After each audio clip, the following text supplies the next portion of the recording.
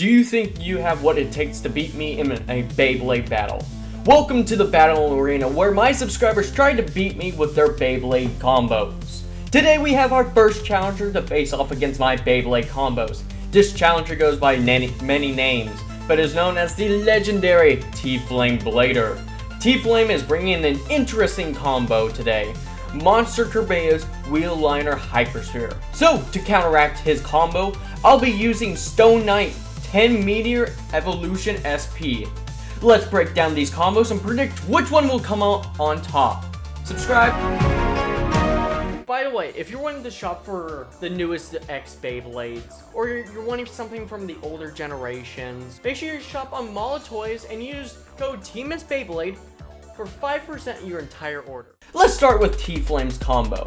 The Monster Blade offers a compacted 3 blades of contact points, and which is often used as a replacement for the sword blade, as it doesn't cause high risk of bursting the bay or instantly losing stamina. The Kerbea's cord offers above average burst resistance for as GT Beys cores go. Wheel is arguably one of the best discs used for stamina and defense, and it's also one of the best discs a blader can use. The way Wheel is being used here is to give the driver harder hits in the start of the battle, while giving the bay enough stamina to last till the end of the battle and win. Plus, added with the Kerbea's core, Team Flame doesn't have to worry about his bay bursting. Finally, his driver, Liner Hypersphere.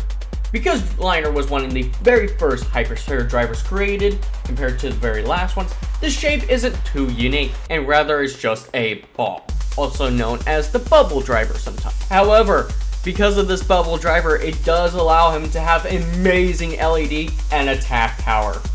The only weakness this combo has is the ability to control his bay and not ring himself out.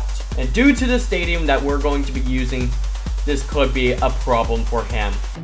Among the other weakness he does have is the ability to land hard hits due to his driver not being able to wind up and give hard hitting attacks. Next up is my combo. Stone is a two-sided blade that's often used for quick and hard hits. However, due to many quad strike cores not having the greatest burst resistance, Stone can be a very risky move to use.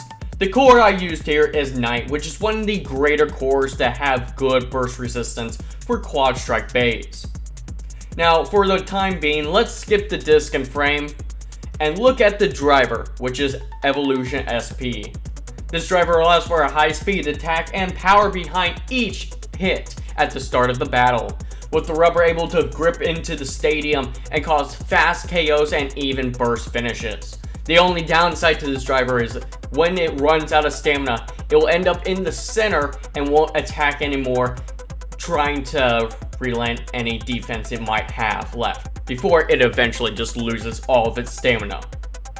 Meaning, you better hope for a KO or an early burst into the battle. Now, for some of you might not know this, but you can take off the armor on a Hasbro DB/BU Bay and keep them in low mode while having a traditional disc on them, anywhere from the single layers all the way up to sparking.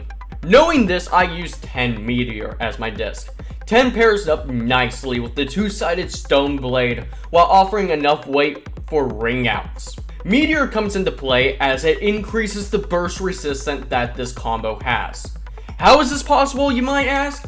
The Meteor frame acts just like G13, causing friction between the stone blade and when the disc moves, increasing the burst resistance dramatically, giving this combo the chance it needs to give hard striking hits and not burst at the start of the battle.